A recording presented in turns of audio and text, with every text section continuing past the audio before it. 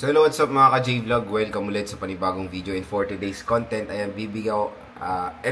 content, since bare months na, bibigay ko sa inyo yung top 5 Samsung smartphones under 10,000 pesos na pwede nyo ma-purchase ngayong 2025. So tara, check natin.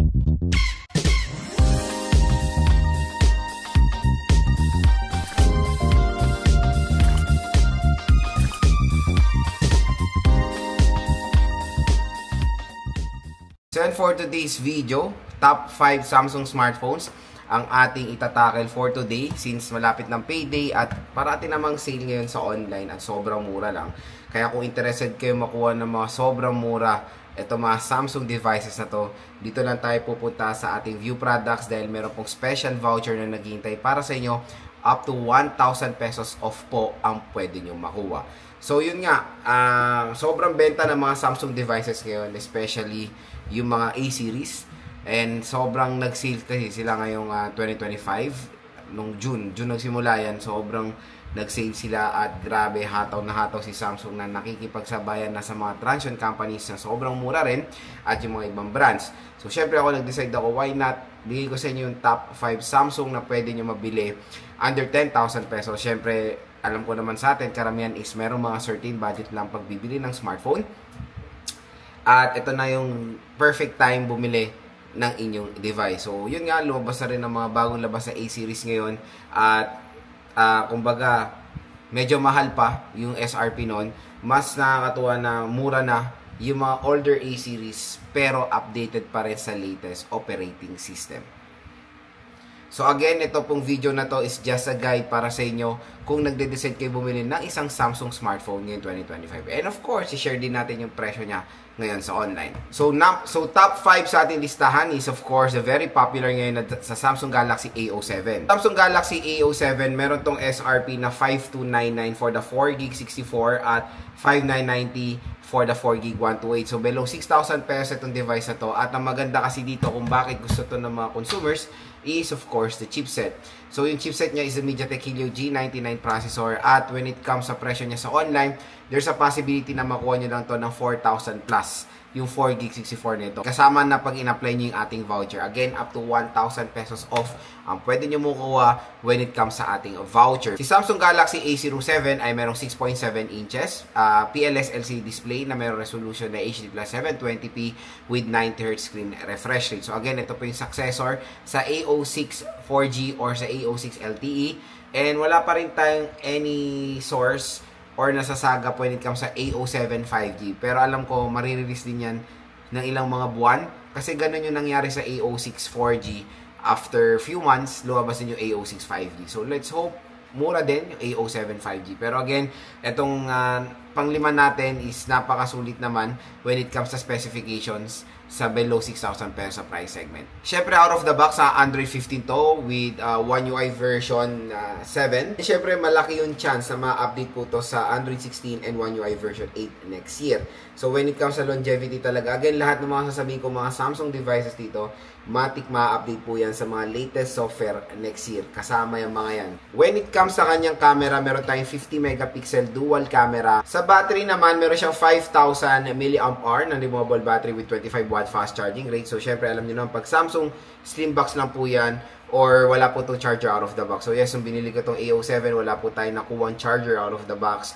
Pero, ang pinaka the best na maganda talaga dito sa device na to, kung bakit siya nasa top 5 ko, is of course, yung kanyang chipset. Yan ang isa sa pinaka-reason kung bakit masulit itong A07 sa kanyang price tag na below 6,000 pesos, yung kanyang MediaTek Helio G99 chipset. So again, yung karamihan ng specifications ng A07 4G is nakikita rin naman natin sa A06 4G. At when it comes sa gaming, na-test ko na rin yung A07. So far, so good naman din ang kanyang gaming performance. Number 4 sa ating listahan is syempre the very popular at sobrang benta ngayon na A06 4G. So nagtataka kayo, Lods, bakit bakit number 4 ang A06 mo compare sa A07? Mamaya i-explain ko yan.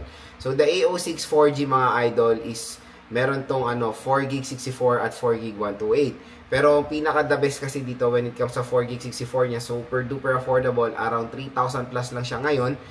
And there's a possibility makuha nyo to ng 2.8, mga ganyan. Pero ang SRP niya, same din sa A07, na nasa 5,000 plus din siya. I think 555 for the 4GB, 64GB of the Samsung Galaxy A06 4G. Pero again, hindi naman yung babalik sa kanya SRP when it comes sa online or bibili nyo siya sa ating View Products. And I don't know kung na-phase out na siya sa mall. Hindi pa ako nakakapag-check kasi lumabas yung A07 4G naman as well. Sa screen, same na same din naman sa A07, 6.7 inches. PLS LCD display. Pero the resolution is same na rin naman sa HD plus 720p. Refresh rate lang tayo nagkatalo kasi 60Hz pa rin sa A06, 90Hz sa A07.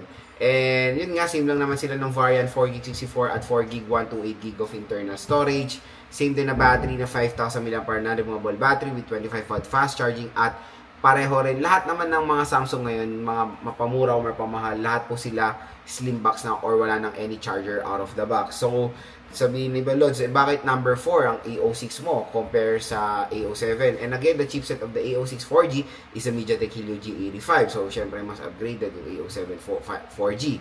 For me, the main reason kung bakit siya number 4 for me is sa price. 2,800, 3,000 pesos, napakasulit. I know na meron ang difference lang niya sa A07 is few thousand of pesos. Pero syempre, yung iba kasi mga consumers, practicality ang ginagamit nila. So, iba is as long as na ano naman nila yung day-to-day task, hindi naman sila gamer, okay naman ang A06 4G para sa kanila. Again, napakamura, 2.8. Brand new po yan, mga idol. And syempre, when it comes to specs, mas maganda talaga specs ng A07. Pero for me, ang mas pina-priority ko dito sa ating top 5 is of course the affordability rin. Number 3 sa ating listahan is, syempre, yung successor is syempre mas advanced, the A06 5G. So yung A06 5G, same na same din naman sila na specifications ng A06 4G. Pero yun nga ang SRP neto is almost 8,000 pesos for the 4GB 128. Pero ngayon sa online, napakamura na lang ito mga idol. Pwede nyo ito makuha ng 4,000, 4,000, up to 50% off ang A06 5G. And pag na-apply nyo pa yung ating voucher, napakagandang deal syempre yung makukuha nyo dito sa smartphone na to. Same din ang specifications. Sa A06 4G, nagkakaiba lang dito is yung 90Hz screen refresh rate. Pareho sila na merong camera na 50 megapixel. And same na same din ang battery specifications, 5K mAh with 25W fast charging. So yung A06 5G nung binili ko to, meron po itong kasamang charger kasi nung binili natin to sa online, dito sa official store ni Samsung is nakakuha tayo ng libreng power brick. So nakakatawa na ang nangyayari ngayon is parang nagiging promotional na lang ang ating charger na dapat talaga included yan sa box. Kasi hindi naman lahat ng consumers, merong C2C yung dulo kasi nun eh. Pero mura lang naman yan, no worries. Pag bibili kayo sa online, nasa 300, 400 pesos lang naman for the power brick. Instead, compare naman pag bibili kayo ng yung original na charger ng Samsung na nasa OnePlus. Pero no worries, pag yung mga 300, 400, mga third-party original brand naman yan like Ugreen, Anker, Basus, Bavin, yan mga yan.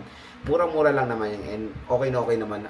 Yan ang mostly mga charger ko dito sa bahay namin. So pinakamaganda of course sa A06 5G is yung chipset na in-offer nila, MediaTek Dimensity 6300 with 5G mobile data. Ito po ang isa sa pinakamura na 5G smartphone na pwede nyo mabili ngayong September. Below 5,000 pesos, naka 5G connectivity, a huge advantage and of course sa mga ibang competitors ng Samsung A06 5G. Number 2 sa ating listahan, syempre wala na iba yung pinaka-favorite nyo rin na the Samsung Galaxy A16 LTE. So itong smartphone na to ay meron tong price tag na almost 10,000 pesos. Pero magandang balita sa online, there's a possibility na makuha nyo to ng 4 to 5,000 pesos pag dito kayo bumili sa ating View Products. Again, dito lang kayo bibili sa ating View Products dahil up to 1,000 pesos off po ang voucher na pwede nyo makuha.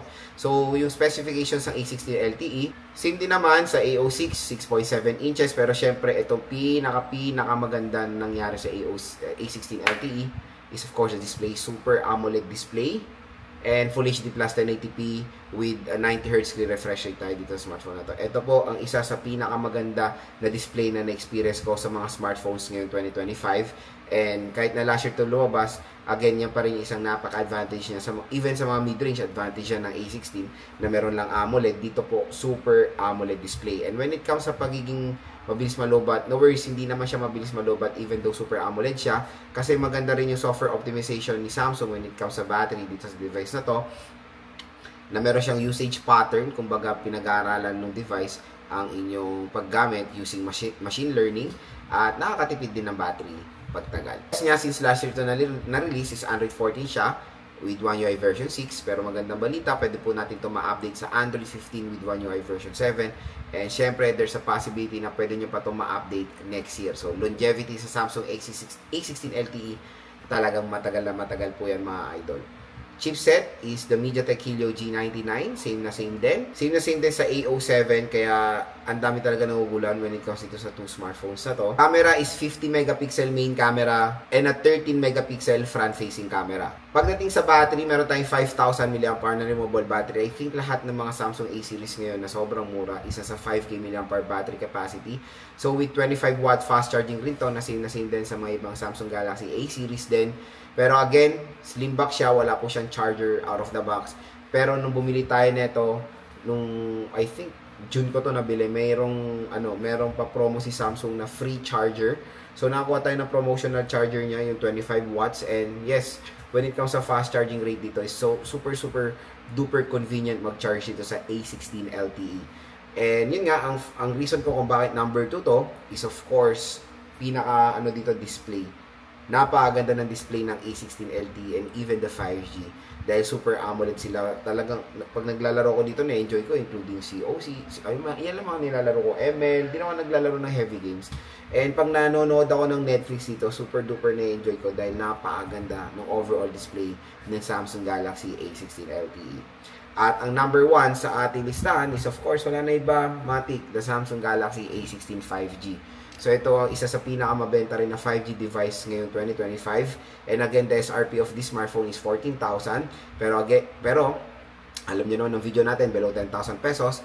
Pag binili niyo ito sa online mga idol, pwede niyo ito makuha ng 5 to 6,000 pesos. Super duper mura na 5G device ni Samsung na pwede ma-offer para sa atin. At for me, ito yung isa sa pinakasulit ngayon na smartphone na pwede niyo ma-purchase ng sobrang mura lang. At syempre dito lang yan sa ating online or sa view products natin makakabili ng murang A16 5G. Syempre, yun nga ang chipset niya is a MediaTek Dimensity 6300. Same din naman ang specifications when it comes sa display sa A16 LTE, 6.7 inches, Super AMOLED display with resolution of Full HD Plus 1080p at naka 9Hz screen refresh rate. Same din ang battery, same din ang camera. Pero yun nga, ang pinaka-difference is of course the chipset, 6300. With 5G connectivity.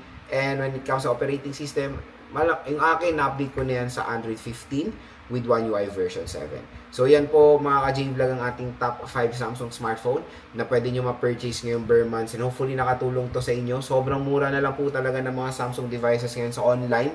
Ang laki po na madi-discount nyo, pwedeng 50%, 40%, tapos meron pang special voucher na naghihintay sa inyo. Hanggang mura pa, hanggang sale po ngayong payday, add to cart nyo na po yung mga interest units nyo dahil sobrang bagsak presyo lang ng Samsung devices dito sa online.